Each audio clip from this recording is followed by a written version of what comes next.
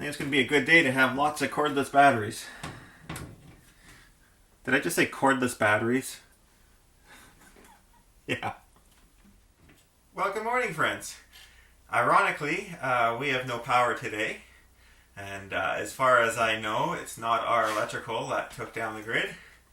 But that's okay. We have lots of things here we can do anyways. And I had an electrician go over what I did, and he found a couple issues. So we'll address those as well.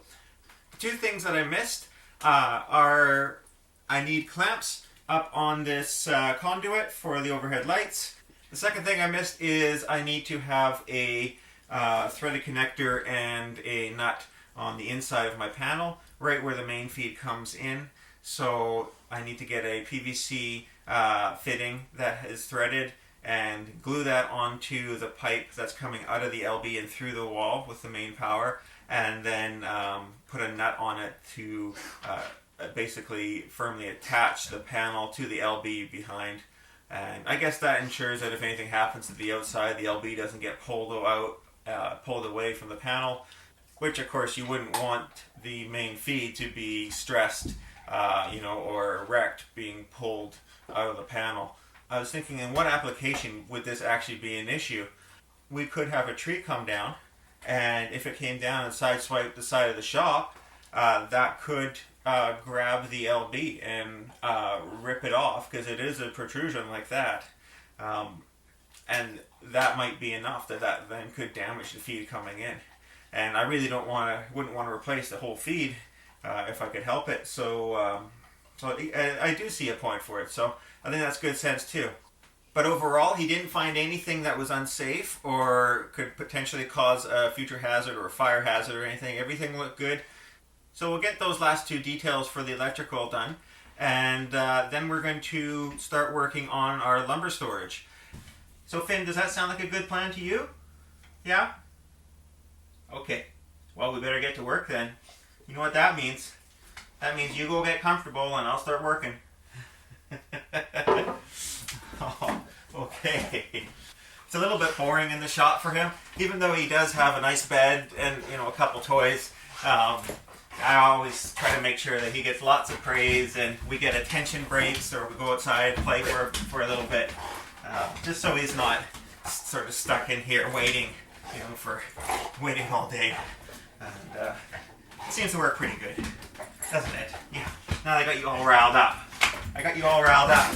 Yes. And I got stuff in the way. We can't even do zoomies. I know. Oh. Okay. All right. I think it's going to be a good day to have lots of cordless batteries.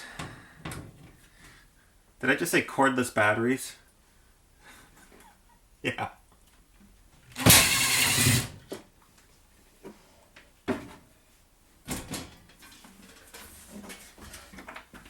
Okay, so this is the piece of conduit that's coming in through the back. Unfortunately, this is going to mean that I'm going to have to undo the main power and whatnot, but really it's not a big deal in the grand scheme of things. Okay, I got the power for the shop shut off back at the main panel. This is actually a sub panel to that main panel.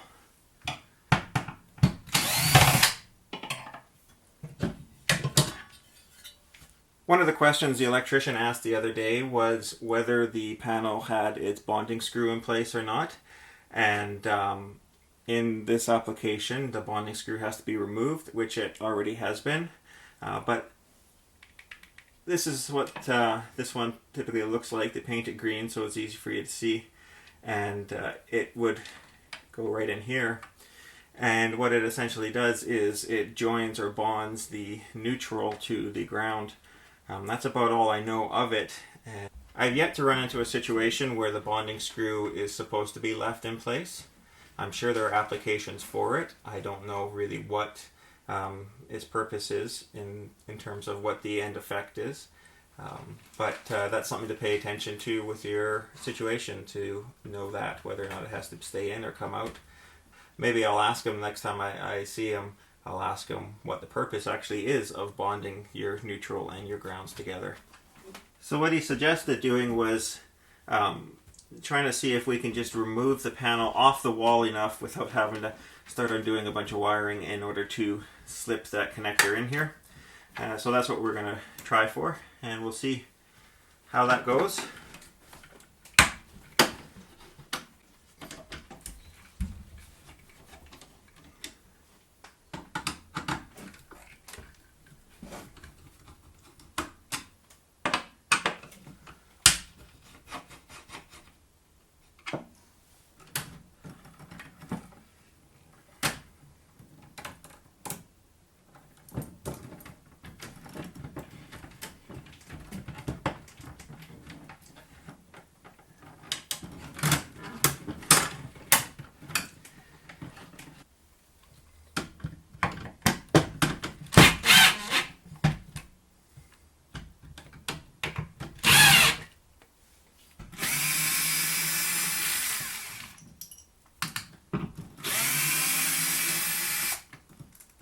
Okay, that's good. That's quite good. We looks like we should have enough room in here.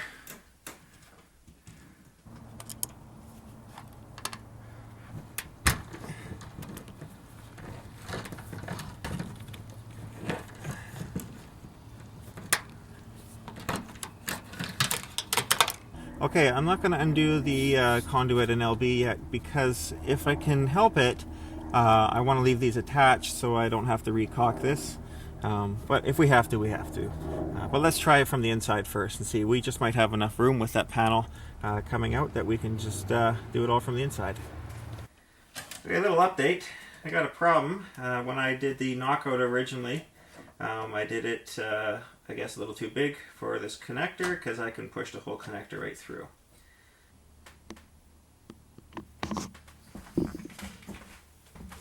Okay, this is what I've come up with.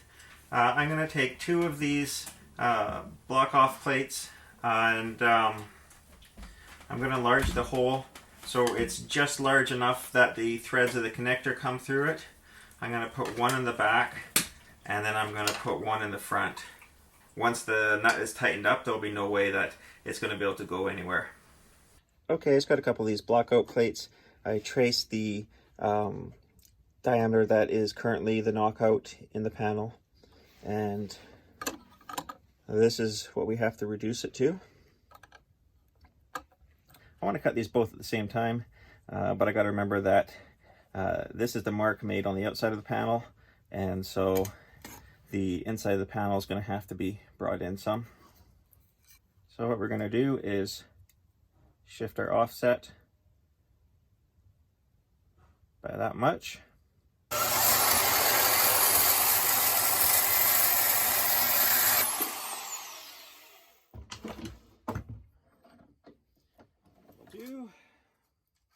So in actuality, we need a 33 millimeter hole or a 1 5/16 inch hole. Now, unfortunately, a 1-inch bit is the largest that I have.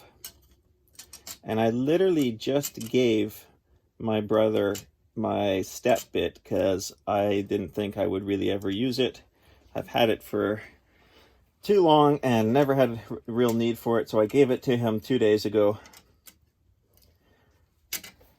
Now I wish I had it. Oh, that's funny. But that's alright, he'll get way more use out of it than I will. We need to drill a hole without another hole to center it.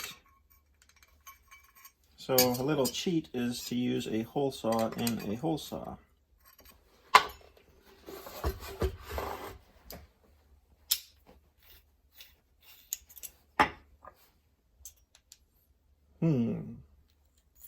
That needs a small arbor. 1 1/4.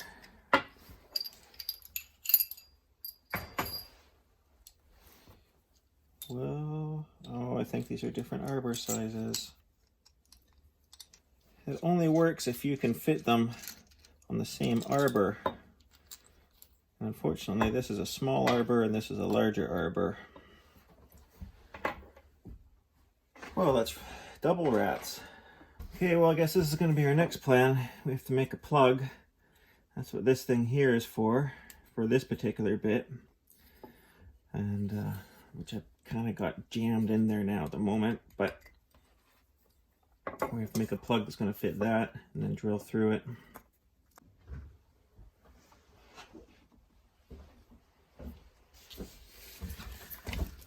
Hopefully one of my pieces of dowel will fit.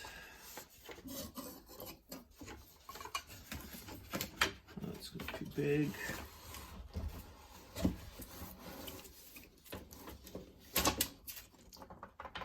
That's close, but there's enough slop in that it's just gonna rattle itself apart. Okay, this is our next plan. Here's a piece of oak. All right, so it's important that we leave our line. We need this to be very tight.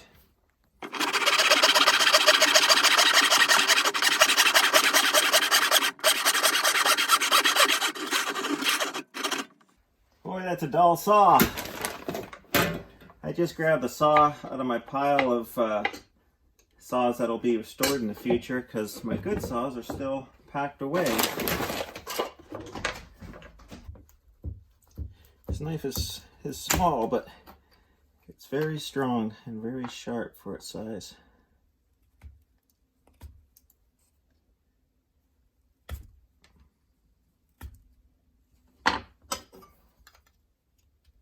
There we go.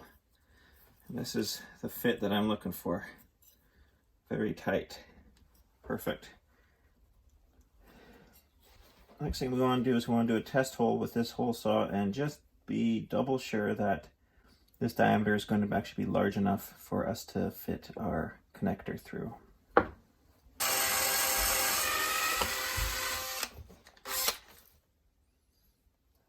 It's pretty close. I mean, it doesn't have to be exact, but we don't want it way off. The most important thing is that the edge of the hole saw does not run into the edge of the existing hole. If it does that, it's going to start binding and trying to throw us off. Okay.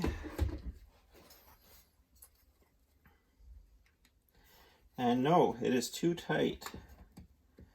Whoa, whoa. Boy, that is close.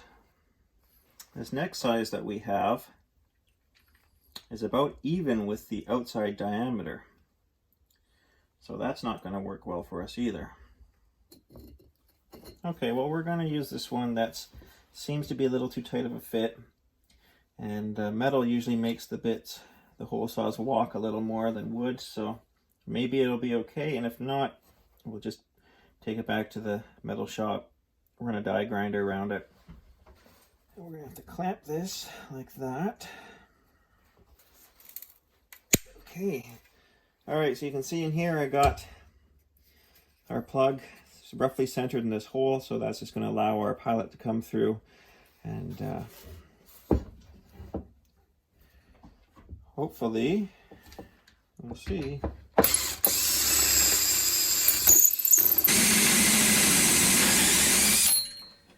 So that's a relief. It's tight. It's right there, but it seats fully.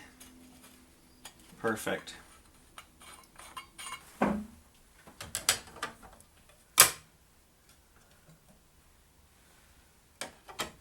Alright, you guys, that looks pretty darn good to me. Once this nut's tightened, there's no way that these are going to go anywhere. So let's glue this up.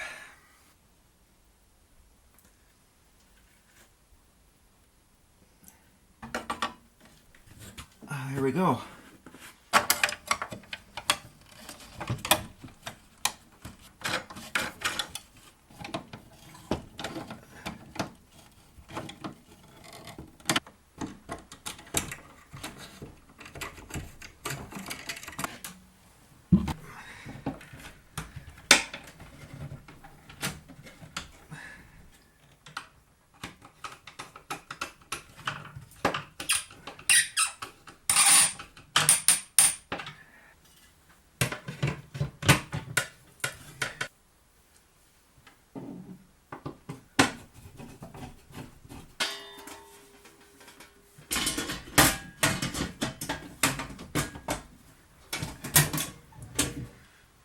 Looks good.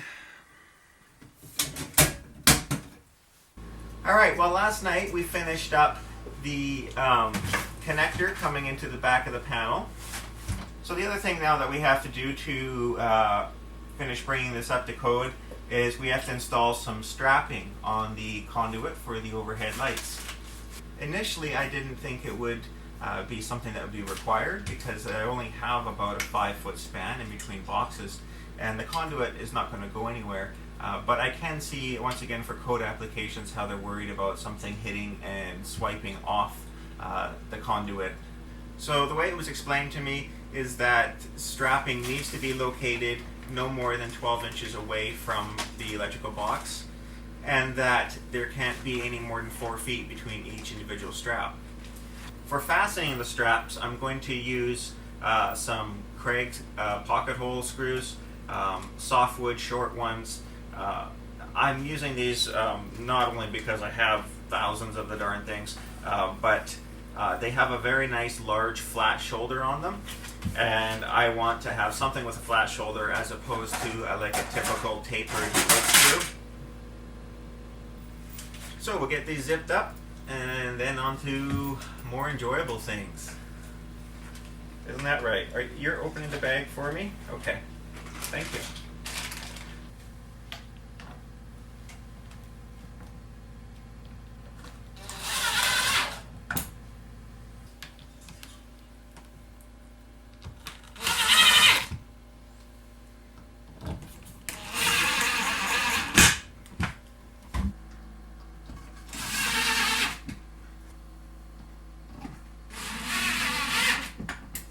Alright, that's it.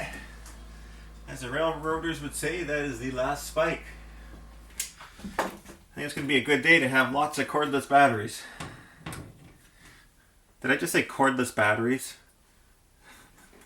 Yeah. Oh my goodness, working with animals is crazy! Crazy!